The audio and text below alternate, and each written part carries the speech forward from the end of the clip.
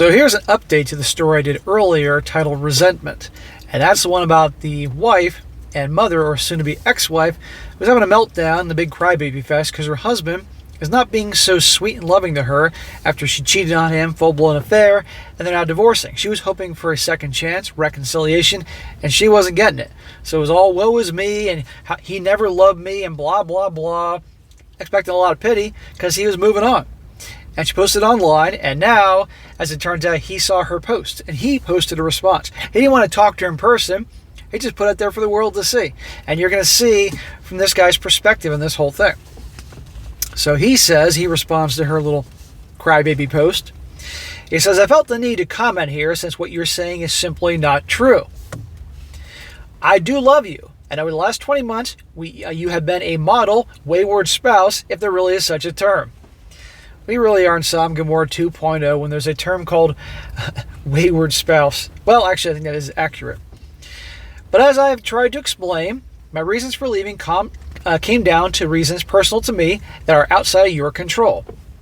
It wouldn't have mattered if you had done this or done that. It took me a long time to realize after I discovered your affair, but I'm simply one of those people who took certain vows as a sacred underpinning of our marriage rather than words or phrases that could be overcome with a certain amount of remorse, repentance, or even action. And I'm completely aware that you've been very remorseful, very repentant, and shown it all through a lot of action and words. And I'm truly grateful to you for that. So he's acknowledging, hey, she was trying after all that, but guess what? It doesn't matter. The damage was done. You ruined what was important to me. Your affair was a very sexually driven affair, and sex is perhaps the one single act that separates a husband and wife's relationship from their relationship with anyone else. When that was taken away from me as a man and taken away from us as a married couple, our marriage was essentially over. There you go. No second chances. He's moving on. And she should have known it was important to him. And that was a deal breaker. I know it took me some time and some therapy to realize this, and I'm sorry for that. Dude, don't apologize. She doesn't deserve any apologies. But the simple fact is, I didn't want to forever look into your eyes and see the woman who had done these horrible things with another man. I didn't want to struggle to salvage an intimate relationship with you because to me, intimacy between a man and a wife means forsaking all others from the day we took those vows. I didn't want to think about my future and see a lifetime of resentment and desire for once was, but there no longer is. In other words, you screwed it up. I'm moving on. The vows are important to me, but clearly they didn't make a difference to you. I didn't want to spend the rest of my life being a shell of myself and for being mentally tormented about what happened. In other words, he's never going to be able to let it go. He's never going to be able to forget it. Every time she's on the phone, who's she texting? Every time she's out late, who's she really with? When she's out with her girlfriends, is she with her girlfriends or is she with some other dude? You get the point. And he can't get out of his head her effing that other guy. I simply wanted what you can't give me, and that was to be a wife who had never had an affair. I know that if you were married to almost anyone other than me, they would have been able to move forward with the huge amount of work that you had put in. As in, most guys would have given her a second chance, but not him. The truth is, you do deserve reconciliation. I wish I could give it to you, but I can't change who I am. And I can't face the possibility of living the rest of my life just existing. I want to thrive and have happiness as the cornerstone of my being, not an emotion that I have to work and fight for. I don't want to be a shell anymore, and I'm sorry that you got stuck with a husband who made it that way. Stop apologizing, dude. He's not getting smacks because I'm so happy he's not taking her back. But stop apologizing. You don't owe her an apology. She's the one that ruined this. And she's the one that's creating a lot of crybaby drama. But none of this means I don't love you, nor does it mean I don't forgive you. I never stopped loving you. I still love you to this day, and I always will love you. A lot of these guys, they get hurt, but they still love what they thought that she was. But she's obviously not who he thought she was. There are things we shared and have gone through that no one else can understand but you and I. You are the mother of my children, and I will always be there for you.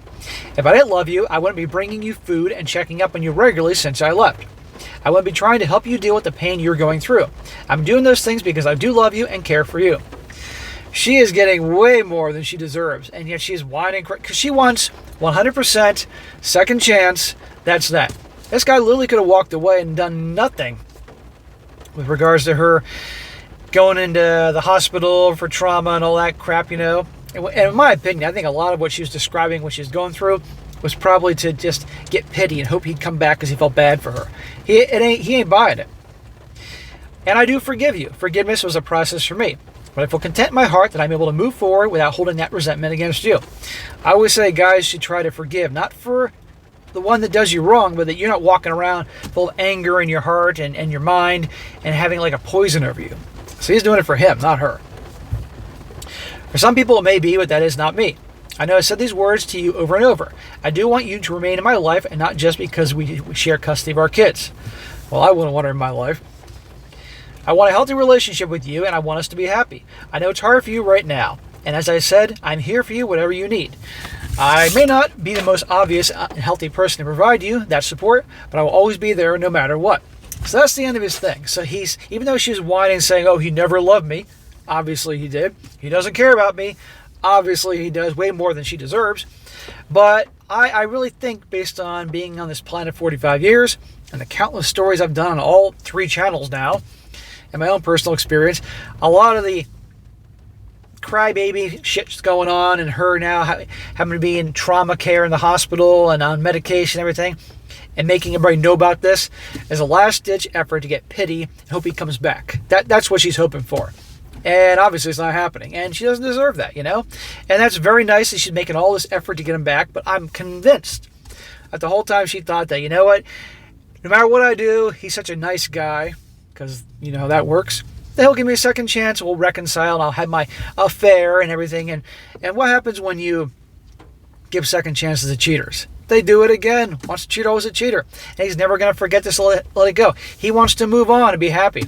And I'm just waiting for the next step here, where she attempts to end her life. To get pity is the ultimate thing, like either you come back to me or I'm taking myself out and the kids will blame you or some bullshit like that. And if she doesn't, wait till he moves on. Because a guy like this, in his prime, he's a good guy and he's got good things going for him. And he's remotely attractive. He's obviously a relationship guy. And I could see him getting involved with another woman. And watch her be younger than his now ex-wife, prettier than his ex-wife. She's going to have a fucking meltdown. And you know what? He deserves happiness. I just hope he doesn't get married again. So there you go, guys, about the whole accountability thing. You have she says, and you have he says. And isn't it very interesting the differences there about the perception about the whole situation? Bottom line is, guys, once a cheater, always a cheater. Don't take him back. Don't walk around with anger and hatred in your heart forever. You're allowed to be angry and even sometimes hateful for a little while. And in many circumstances, it's actually healthy to do that, to get out of your system. But she doesn't deserve a second chance. But of course, he's the bad guy.